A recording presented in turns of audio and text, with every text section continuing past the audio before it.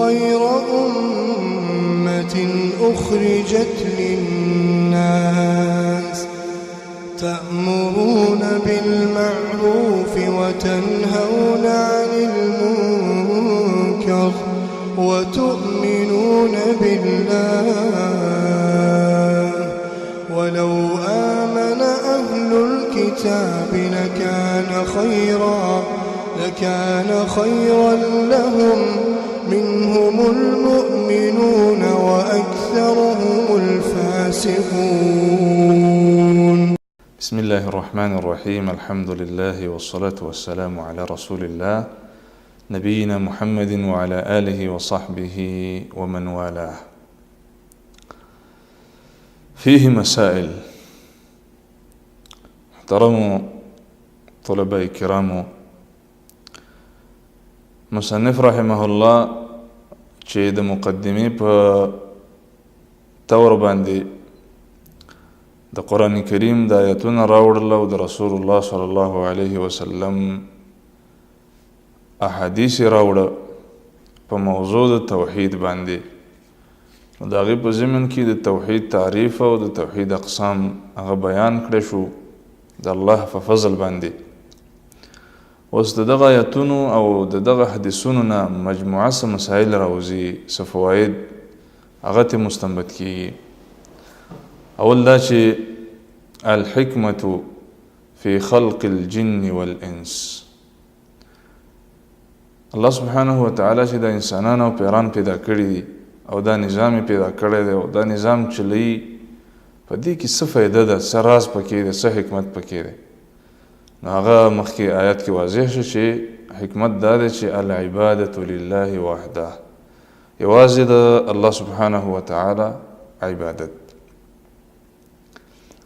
لکه څنګه چې آیات کې ذکر شو چې وما خلقت الجن والانس الا ليعبدون، انسانان او پیران دا د یو عظیم هدف لپاره پیدا شوي دي چې هغه د الله سبحانه وتعالی توحید دی او یوازې د الله سبحانه وتعالی عبادت او بندگی کول دي. دویمه فایده پکې دا ده چې ان العبادة هي التوحید لأن الخصومة فيه. دا عبادت ټکه ډیر استعمالي. عبادت دې ته نه وایي چې یو سړی د شپې تهجد کوي بیا د ورځې شرک کوي، پنځه منځونه په جمع سره کوي بیا زیارتونو ته روانې سجدې لګوي. دغه عبادت نه دی، دې ته بکواس وایي، ګپ شپ ورته وایي، دا د مشرکینو عبادت دی.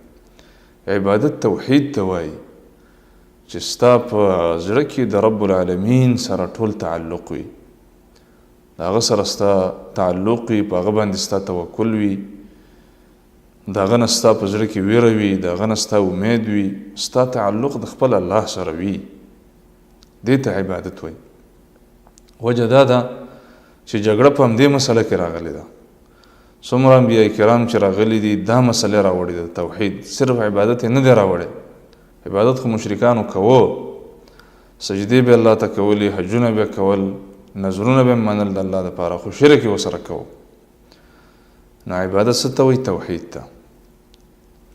دا زده کول پکار دي. درېیمه دا فایده هم ترې معلومیږي چې په چا کې توحید نه وي نو گویا کې دی د الله عبادت نه کوي، ځکه چې بغیر د توحید نه الله عبادت د چا نه قبلوي. وجه دا ده چې هغه عبادت نه دی. ولا انتم عابدون ما اعبد، او نه تاسو عبادت کوونکي د هغه ذات چې زه عبادت کوم. حالانکه هغوی خو مشرکانو هم د الله عبادت کوو، خو چونکې شرک یې ورسره کوو نو دلته ته عبادت بالکل نفي کوي چې تاسو بالکل دغه ذات عبادت نه کوئ. وجه دا ده چې شرک کوئ، او د شرک سره خو عبادت دا د الله ګستاخي ده، د الله ډېره بېدبي ده. عبادت لا څه کوي بلکې د الله بېدبي ده. بل دا دی چې څلورمه فایده پکې دا هم ده چې الحکمة فی ارسال الرسل. الله سبحانه وتعالی دا رسولان ولې را لېږلي دي؟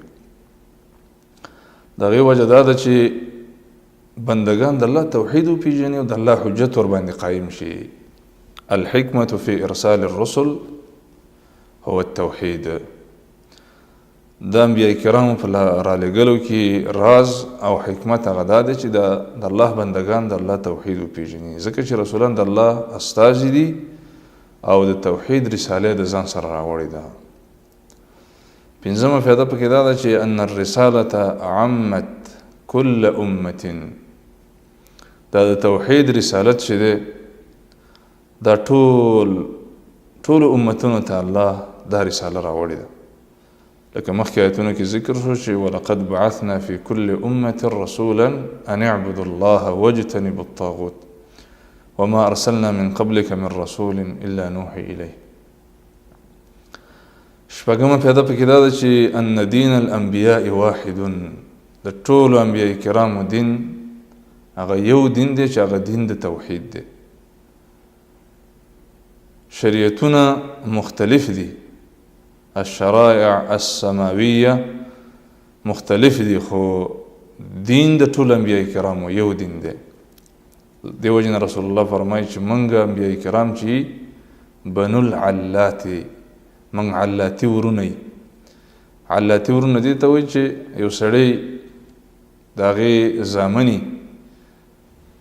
د ډېرو دوه بیبیانو نه مثلا د هغې زامني، نو دا به د خپلو کې علاتی ورونه یي ځکه چې پلار یې وي.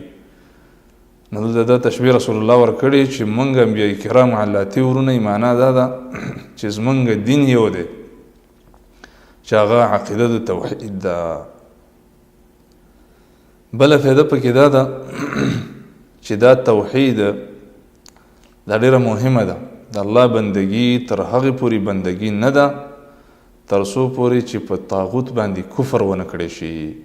د الله نه ما سوا چې د مشرکانو څومره مخلوق د الله سره شریک کړی دی، که انبیاء کرام دي، که ملایکې دي، که مړي دي او که ژوندي دي، د ټولو نه به براعت کې، دا ټول به پرېږدي او د دې اهل به هم پرېږدي او په الله به ایمان راوړي، نو ته به بې مؤمنې.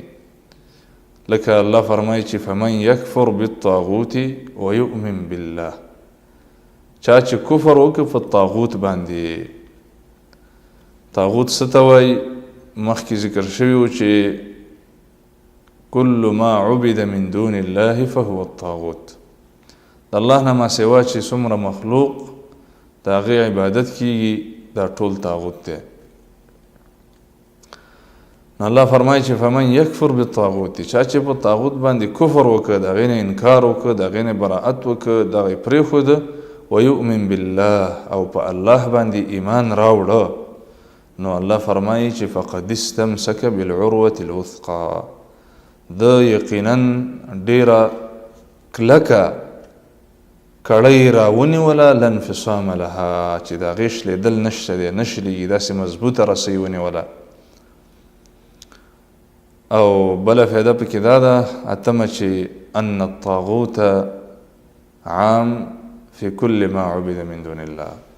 طاغوت دې ته وایي چې د الله نه ما سوا د څه شي عبادت چې کیږي. بله فایده پکې دا ده چې عظم شأن ثلاث الآيات المحكمات في سورة الأنعام عند السلف. په سورة انعام کې چې کوم آیتونه مصنف راوړي د رسول الله صلی الله علیه وسلم په وصیت کې تقریبا 3 آیتونه دي. د سلفو به د دې ډېر اهتمام کوي د دې آیتونو. وجه دا ده چې په دې کې ډېر مهم امور ذکر دي. اول پکې دا چې قل تعالوا اتل ما حرم ربكم عليكم الا تشركوا به شيئا. اول دا چې د الله سره شرک مه کوئ. دویم دا چې وبالوالدین احسانا، د مور او پلار سره احسان، ښېګڼه، کومک، مرسته، د هغوی احترام، د هغوی خدمت کوئ. او بل پکې دا چې ولا تقربوا الفواحش ما ظهر منها وما بطن، بېحیایي ته نږدې مه ورځئ هر څومره بېحیایي چې. او همدارنګه دا یې فرمایلي الله سبحانه وتعالی په دغه آیتونو کې چې ولا تقتلوا النفس التي حرم الله الا بالحق، قتل په ناحقه باندې مه کوئ. همدارنګه پکې فرمایلي و چې تاسو عدل کوئ، عدل او انصاف کوئ. ولا تقربوا مال اليتيم، د یتیمانانو مالونه مه خورئ. واوفوا الکیل والمیزان، او دا ټول ناف چې دا پوره کوئ او بیا اخره کې وایي چې ان هذا صراطي مستقیما دا زما سمه برابره لار ده دې ته زه دعوت ورکوم. نو دې آیتونو کې دا مسایل ذکر دي نو سلفو به د دې آیتونو ډېر اهتمام کوو. څه نور فواید پکې دي هغه به وروسته ذکر کوو باذن الله تعالی. والله تعالى اعلم وصلى الله وسلم على نبينا محمد.